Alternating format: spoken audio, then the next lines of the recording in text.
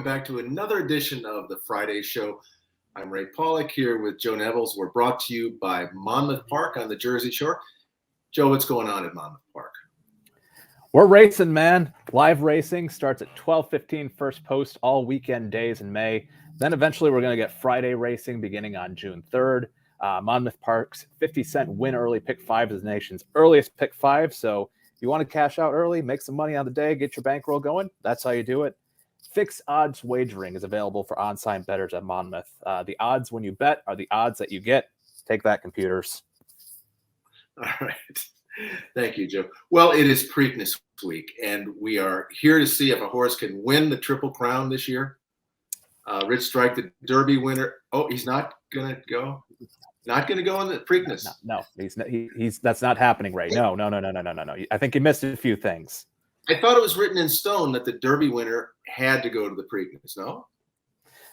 No, it turns out not. It turns out you can skip the race. You can run wherever you want after you win the Derby. You know, it hasn't happened that many times. I remember when the late Eddie Gregson, decided to not bring Gato del Sol to the Preakness because he just didn't think the race set up very good for him. He was under so much criticism. But Eric Reed really has gotten not that much pushback from people. And I think it's because they understand that the game has changed a lot. A lot of horses don't want to come back in 2 weeks. And he said he's doing the right thing for the horse. And you really can't argue with that. The game has changed a lot, and he was very good at being clear for the reasons why he chose not to run. You know, he said that the Belmont was always kind of the goal for the horse. And I think if you look at the way that he ran the Derby, he needed all of the stretch to win that race. He needed that to build up his momentum, to make his moves. Churchill Downs has a long stretch. Belmont obviously has a pretty long stretch and just it's a long race. He's got plenty of time to make his move. In comparison, Pimlico, not as long a stretch, I don't believe. I'm not under the impression it is, and it's a shorter race. He potentially might not suit as well to run in the Preakness. It was very understandable. It wasn't simply just, I don't want to run my horse. It's for the most part, accepted that. Yeah, you froze there for a second, so I'm not sure exactly what you said at the very end. At least it froze on my screen. But look, the game is changing. And as soon as I saw that, I said, look, I've been saying this for 20 years now, but we've got to seriously address whether or not the Triple Crown needs to stay the way it is. First Saturday in May, third Saturday in May, and then 3 weeks later you go to the Belmont Stakes in early June. I don't think that works anymore. And I know the pushback is that, hey, we've had 2 Triple Crown winners the last few years. What's not working? Well, to me, what's not working is that there's no rivalries. There's no horses that compete in the Derby. The winner goes on to run the Preakness, and so does maybe the runner-up or the third place horse. The great rivalry of Sunday Silence and Easy Goer in 1989. It's not going to happen again, I don't think, because only the winner feels compelled to run 2 weeks later. So I say move it a month later, or move the Preakness a month later, and then have the Belmont a month after that. I am of the opposite camp. I think greatness is supposed to be difficult to achieve. This is the kind of thing where, not a lot of horses have done it, and that's what makes it important. There are championship level races every year, just like there's a Super Bowl winner every year. Every year there's going to be a Kentucky Derby winner. Every year there's going to be a Super Bowl winner. Every year there's going to be a World Series winner. But something like the Triple Crown is not something that should be expected. It's something that should be a truly difficult task. I mean, it's the sword and the stone. And what makes the story of the sword and the stone important is all the people who try to tug on that sword and not get not become the king. When you are the chosen one, you get to do it. I don't know. I just think I think if you have the best fields possible, it's going to be tougher to win the Triple Crown rather than easier. The Preakness has become an easy race to win because very few Derby horses, and the Derby horses are considered the best 3-year-olds of the crop because they had to win races or win points to get there. Very few Derby horses go on to the Preakness. So, I mean, Epicenter is a good example of a horse that had he won the Derby, he's 6-5 in the morning line, but this would be it looks like a gimme almost. I mean, I know the filly has some talent, and early voting for Chad Brown could give Seth Klarman a wonderful 65th birthday present if he wins on Saturday. But I look at Todd Pletcher as an example. He's run 62 horses in the Kentucky Derby, and I dropped my notes here.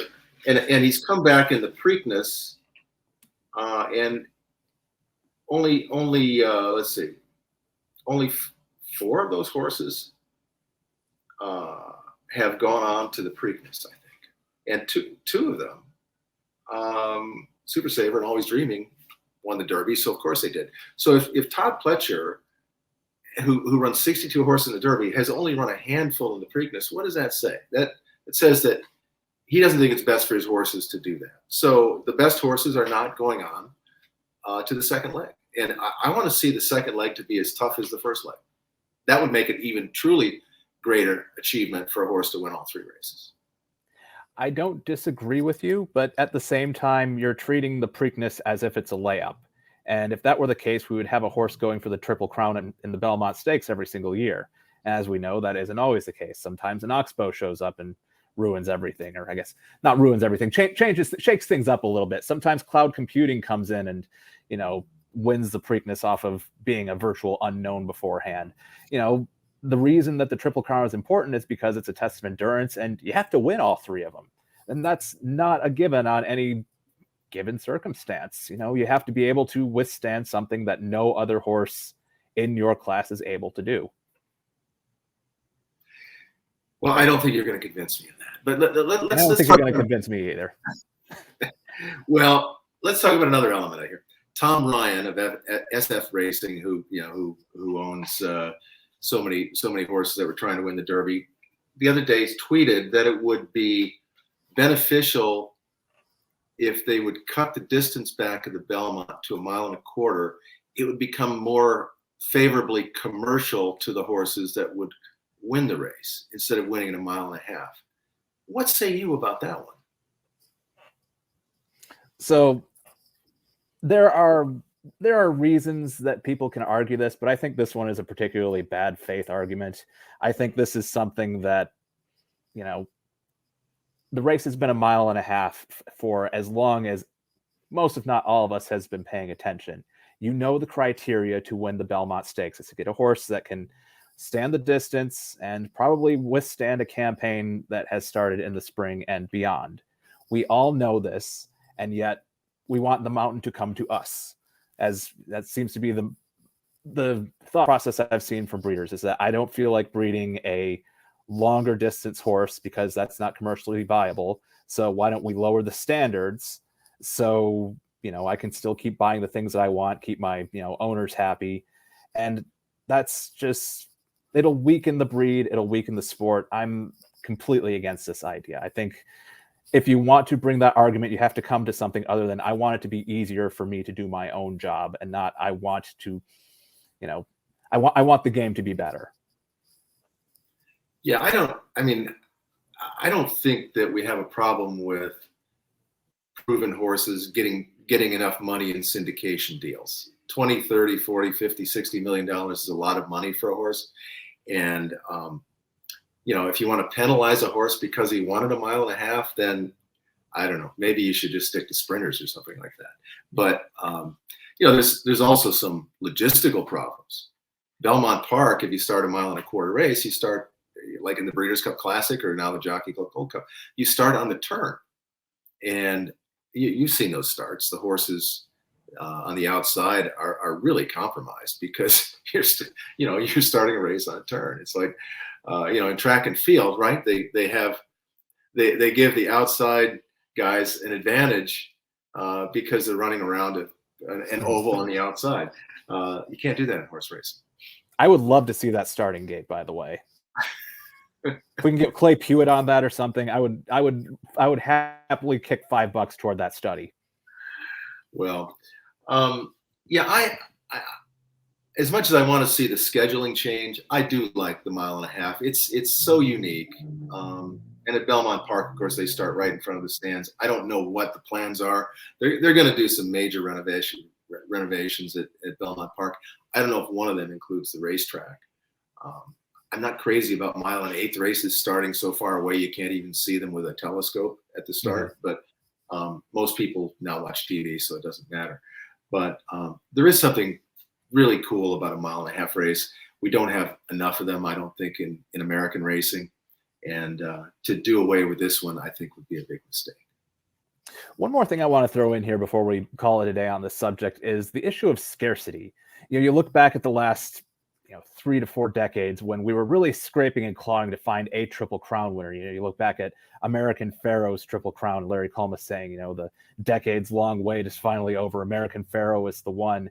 And that feeling of the near miss is the kind of thing that keeps you coming back to a sport. You look back at, the feelings that you had when California Chrome just missed, when Big Brown seemed like he was going to be the chosen one and didn't get it done in the Belmont. I mean, Smarty Jones, we all thought he was going to get that done. Funny Side, War Emblem, the Charismatic's tragic sort of pull up in the stretch there. You go back to even like the rivalry between Sunday Silence with Easy Goer, Spectacular Bid with the safety pin and everything allegedly.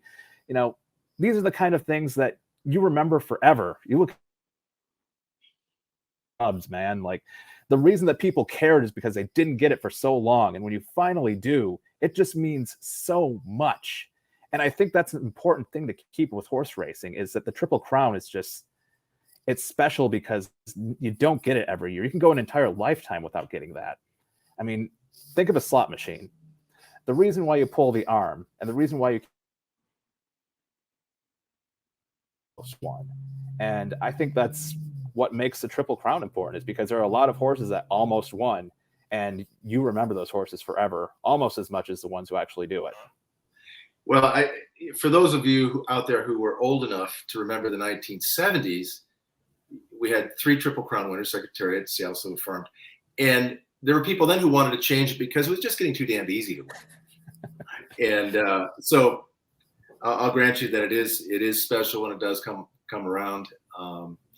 But I think it would be just as special if it was more competitive. It would be more special if it was more competitive, and it's more competitive with more time between races because that's the way the game is played these days. So anyways, Joe, I didn't change your mind. I didn't change mine. Appreciate your perspective, and we appreciate you for watching the Friday show this week, sponsored by Monmouth Park. Good luck to everyone in the Preakness, and we'll see you next week.